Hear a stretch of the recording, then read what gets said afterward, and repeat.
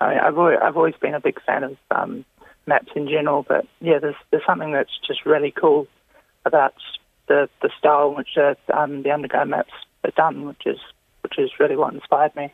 Yeah, they're beautiful, aren't they? And the thing is, they're so aesthetically pleasing. They're not actually entirely geographically accurate, are they? No, it's all about the connections between the places, so it sort of simplifies out all the sort of complicated sort of bits in between places. And so you can get away with that when you're doing a map of the underground, but when you're doing a map of the overground, i.e. roads in New Zealand, the map you're doing has to resemble the fact, doesn't it?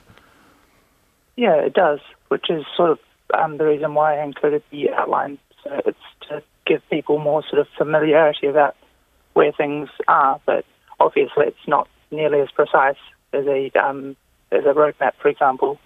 But it's sort of to help familiarise yourself, yet still retain some of the benefits which you've mapped. Yeah, and if people want precision, they can get GPS or an old-fashioned map. I think, as you said in your first answer, it's the art. It's the sense of connectivity. It's the sense of how things click together. You know, I think that's what is so lovely about maps like this. Yeah, it is. But yeah, I've loved maps as far as I can remember, and I studied geography at university, so I've sort of been heavily involved in creating maps then as well. And they would have been very literal, wouldn't they? Very accurate, very precise. Yes, very much so. So you took this lovely combination of enthusiasm and expertise. You made your New Zealand maps, and they've just sort of taken off, haven't they? They've absolutely connected with people. Yeah, I mean, I've been absolutely blown away by the response I've got, because I originally posted it on social media just to see what people thought of it, and yeah, it was nothing what I expected. So yeah, it's been great. And then you had a call from somebody who wanted to release it commercially?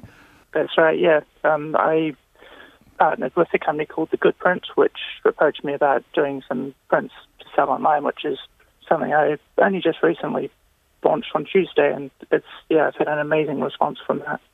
And so they're selling like hotcakes? Yeah, it's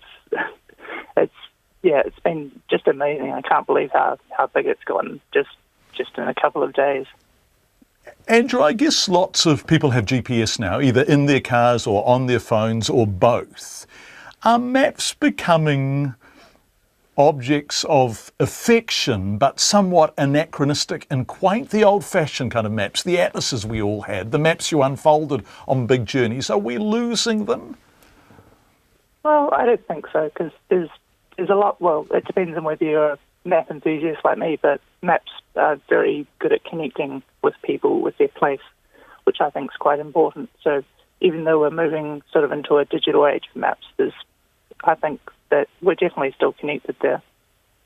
Because maps tell a story, don't they? I mean, if I look at your map and I look at roads that I've travelled, and I remember the journey, and I remember the things I did there, and I remember the people I did them with, and I'm not sure that happens when you're looking at GPS, does it?